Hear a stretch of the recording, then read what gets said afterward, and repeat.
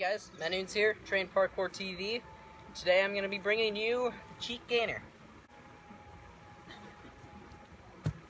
So the Cheat Gainer is a pretty fun move, actually. Once you can do them, or get the motion down, they're really easy to do. And it's one of those moves that really introduces you to a whole lot of different things. So it's a really good idea to start learning these things, because it branches you off to a whole, I guess, different field of free running or tricking or parkour or whatever you do. Alright, so the first thing that I want you to do is to just get out and just spin. Do a 360 like this. Now whichever way feels easier to you, that is your spinning side. So that's the side that you're going to be kicking over when you're doing this move. Because if you've noticed, it's not actually a backflip. It's more of a, I guess, unintentional side flip, back flip thing. It's not nearly a backflip, and it's not a side flip either. It's kind of almost a mix, almost. So the next thing is the J step. And the J step is the setup that you do into this thing. Now you can either do it with 3 steps, which is, or you can do it with 2 steps. Now, either way works well, but when I'm teaching people this move, I would usually tell them to start by doing 2 steps. Because doing a 2-step J-step, you get less sheer momentum. And from less sheer momentum, you're forced to use better technique, which will help you to be able to have good kick the moons or cheat gainers when you're doing them with 3 steps. So now, how to do the J-step? Well, you're pretty much just walking almost in a straight line. You're turning a little bit, for 2-step I mean.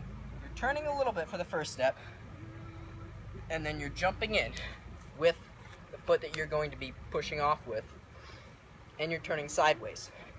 So it's going to be almost like a snap of movement. It's like, boom! So, with that step in hand, the next most important part of the J-step is kicking with your leg and getting a whole lot of power out of this back part. And in part with that, watch how my hands become parallel to my foot as I J-step.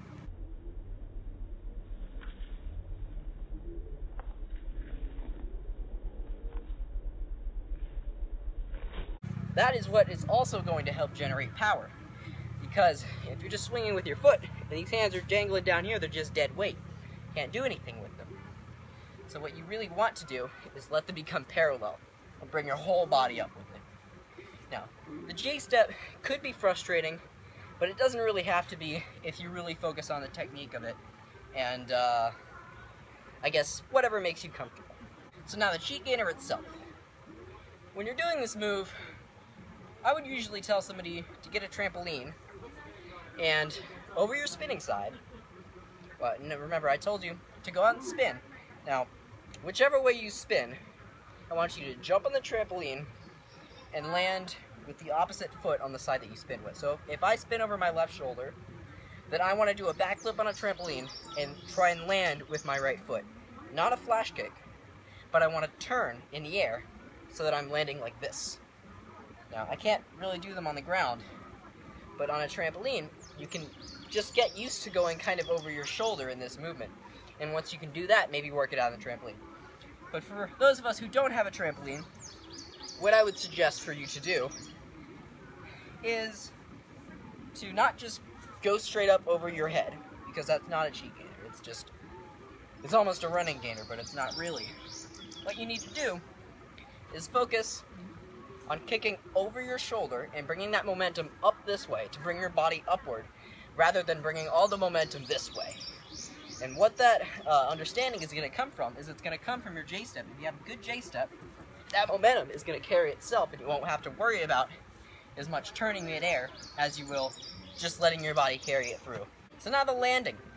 Landing is not too hard if you're landing with enough force.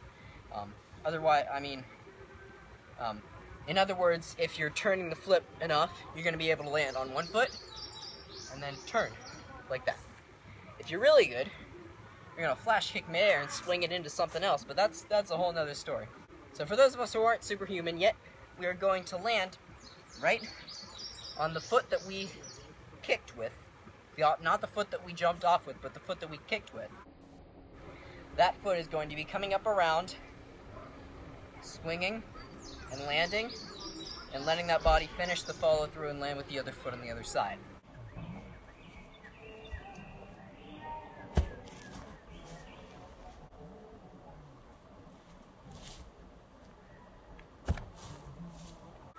Well, that's pretty much it. The cheat gainer can be a frustrating move if you don't get the motion right, but as long as you follow the exact technique that you need to follow to get your momentum flowing the right way, it will not be difficult. Once you do the movement the right way for the first time, it's never frustrating again. I hope you guys enjoyed. I hope this was helpful. Peace out.